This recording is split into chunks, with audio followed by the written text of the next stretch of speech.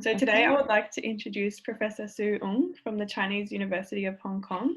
She's Associate Director at the Centre for Gut Microbiota Research and has a particular interest in inflammatory bowel disease, the role of the gut microbiota in health and disease, as well as fecal microbiota transplantation and microbial therapeutics.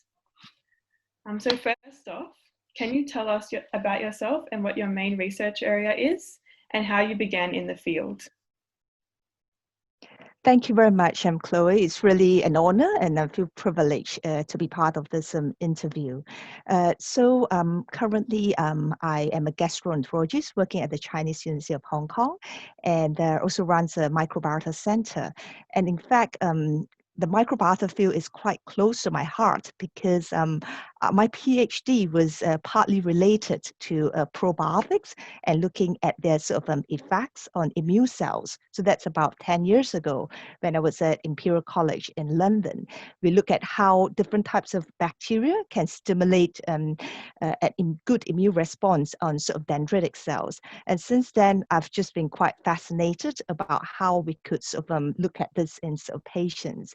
And of course, something closer to what I work as inflammatory bowel disease, because we've shown that many of the patients with inflammatory bowel disease has what we call dysbiosis, which is changes in the gut microbiota.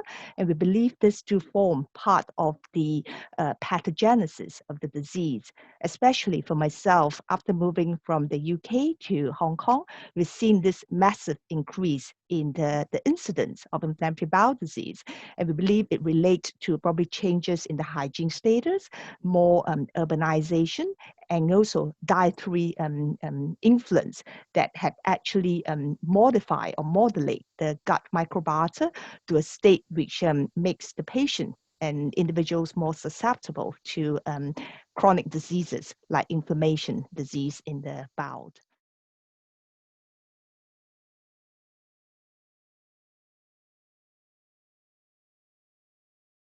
What do you think is the most exciting aspect of the microbiome research frontier in your area of research? I think one of the greatest advances to me is really the profound impact of what diet has on our gut microbiota. I think it's quite clear that you are what you eat. And I think the knowledge in the last, 5 years has been phenomenal. We've seen this in animal studies and even in elegant human studies that high-fat diet, food additive consumption, and urbanization really can cause irreversible changes in the gut microbiota. And this loss over many generations may actually be quite hard to recover. So I've been fascinated by studies looking at migration from non-Western, to Western countries, and how these individuals immediately had a sudden drop in the diversity, in their functions of their gut microbiota. So this is something we probably need to pay a little bit more attention for in order for prevention of many human diseases.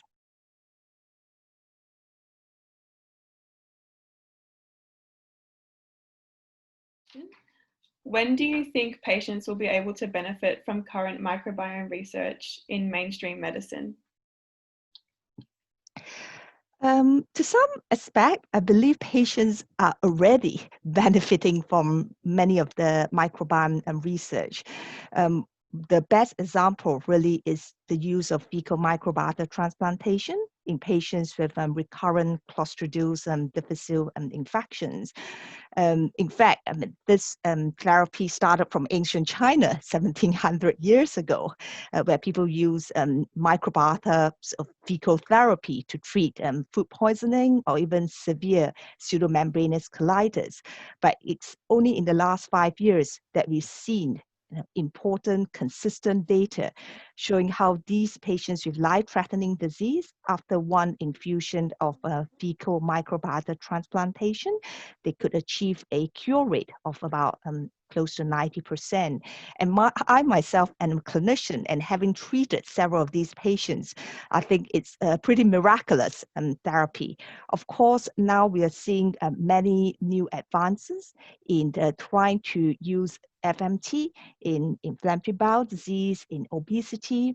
And our center is one of the largest of Asia, looking at FMT, stool bank, and transplantation. And some early work in conditions like graft versus host disease, and even patients with immunocancer therapy, which has immune checkpoints of inhibitor colitis, they appear to benefit from this. So we are beginning to see how microbiota therapeutics can transform patients' life in mainstream medicine. But clearly we need to understand more about how and why and the mechanism behind that. I feel that this field will really change, partly because in immunotherapy, one day we are going to be able to select who are the individuals who best respond to certain immunotherapy or anti-PD-1 therapy, for example, for melanoma, based on their baseline profile of the gut microbiota. And I've been intrigued by how when you take the fecal microbiota from someone who's responded to immunotherapy and transfer it to another person, actually the success rate towards that therapy was higher. So it shows probably the effect of the gut microbiota with the host immune, that it really has a sort of complementary and favorable effect.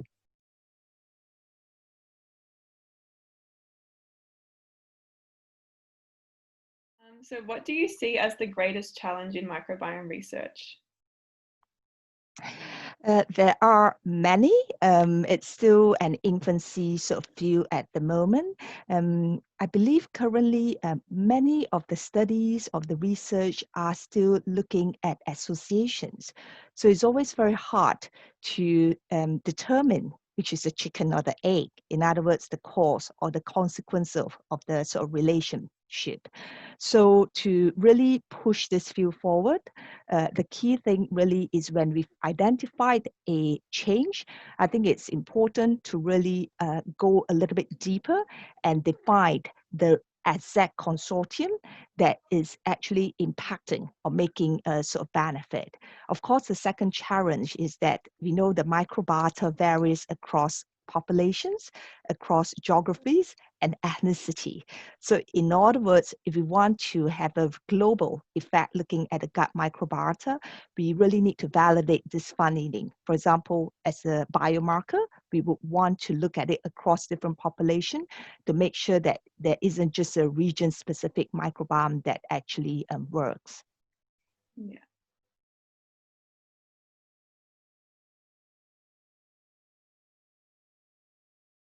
If you had unlimited resources, what scientific question related to the microbiome would you most like to explore?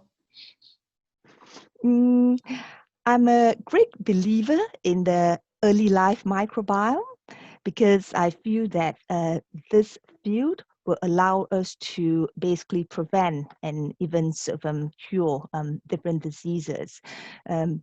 Because the maternal microbiome, I think, sets the infant microbiome sort of for life. So in fact, there's this Chinese saying that the 3-year-old your sort of life actually determines what you're going to be like at 80. And I believe that before the 3 years old, it's a golden opportunity for us to understand the early life microbiome, because it's a blueprint in terms of trying to have a healthy, promoting sort of microbiome. And this is probably the cause of many diseases of our next generations. For example, obesity, metabolic diseases, autoimmune, and even emerging infectious diseases. So if resources is unlimited, I really would want to have a big longitudinal cohort to study the early life events from during pregnancy all the way to probably 10 years old in these individuals, to identify what are the set of microbiome that we could use to prevent certain diseases. In fact, we've been fortunate. Our Faculty of Medicine at the Chinese University of Hong Kong currently has just started conducting 100,000 mothers and baby pairs cohort in the Greater Bay in China. And we believe over the next 10 years, we'll be able to identify certain consortia whereby we can predict development of modern diseases like IBD, obesity, and immune-mediated disease, and understand where we could intervene in order to do some prevention medical therapy.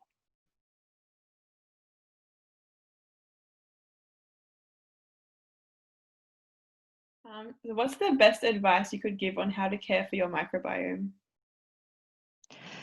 Interesting question. I really think our gut microbiome is a completely separate organ. I like to think of it as another immunological organ. And people always say, everything starts from the gut. That's what Hippocrates said. I would say most diseases begin from the gut microbiota. So apart from, for example, feeding yourself, we really need to feed our microbiome the right food. And we now know that a diverse diet is extremely important. So my advice really is to have only very modest amount of food additives in your food. It's not just the type of food you eat, but it's really what's being included in the food. For example, artificial sweeteners, high levels of sugar, or food that has been sort of processed, because these really have an impact in a more unfavorable gut microbiota. So the key is to really build a healthy and resilient gut microbiota. And of course, to avoid taking antibiotics unnecessarily, because there's a wealth of knowledge of what antibiotics could do to the gut microbiome. Lastly, I'm a marathon runner myself, so I understand that exercise really modifies the gut microbiota to give it positive effects. For example, great work have shown that athletics or rugby players, they have a performance enhancing sort of microbes that really functions by sort of breaking down the lactic acid and the metabolism. So I sort of tested my own microbiome as well, and I believe that it really has a role to play. So if one could just follow through the diet, the sort of lifestyle regime, avoiding antibiotics, it is crucial in building a healthy ecology of our gut bacteria.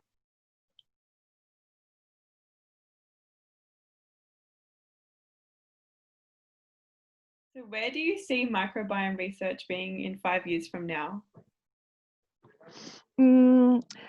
I see it as twofold. I think we're going to have more new approaches for studying the microbiome. There's going to be more technological advances in terms of profiling, high throughput sequencing, which allows us to understand more in depth of the blueprints and also the functions, like what they do, who they connect with in terms of the gut and bacteria.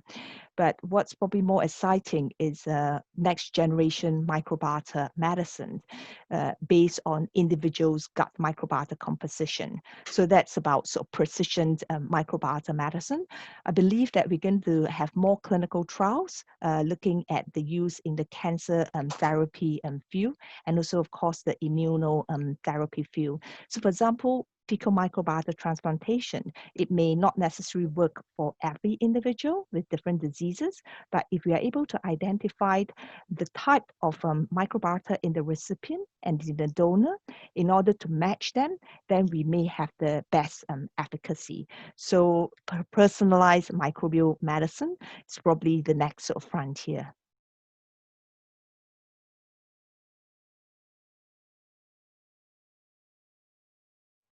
Tell me what the highlight of your microbiome research career is. Um, I believe that would be now, because I'm very blessed to have a very talented team actually who are clearly experts in the microbiota sort of field. We now have a big family of microbiota family in the Chinese University of Hong Kong, consisting not only of sort of clinicians, but also of food scientists, of bioinformatics analysts, and also computational biologists and people who are experts in animal work, because we want to define our causality as well. And they really all share the same passion as myself. And the clear highlight is we are very fortunate that we have just developed a microbiota innovation center. And this center in the next 5 years will really be used to house all the talents in the microbiota sort of field in order to sort of define further how we can bring microbiome medicine to the next level. Wow, it sounds so good. I think it's akin the great MRC center that you have in Sydney. That's a fantastic platform you have there, and it's impressive as well. Thank you. I just had one more question about FMT. So it's like mainly treating gastrointestinal conditions, but do you ever see it being used to treat other like non-gastrointestinal conditions, like with neurological disorders or anything like that? Um, it's still evolving. Personally, I believe that there is a role. And for example, we've seen that it has a role in autistic spectrum disorder. In a sort of small cohort, that it has improved the symptoms of these individuals who have autism.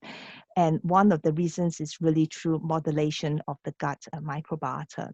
Our own group has completed a study in obesity and type 2 diabetes, and we found that there's a subgroup of subjects who actually will benefit.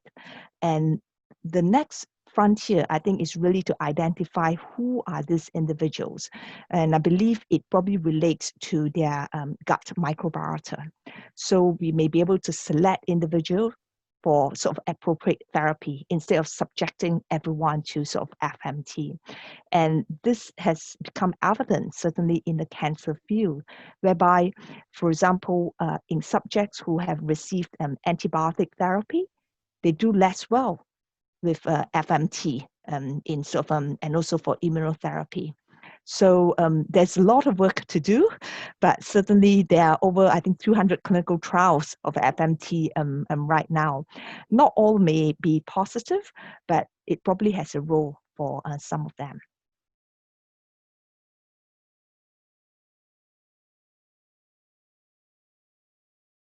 If you weren't doing medicine or microbiome research, what would you see yourself doing?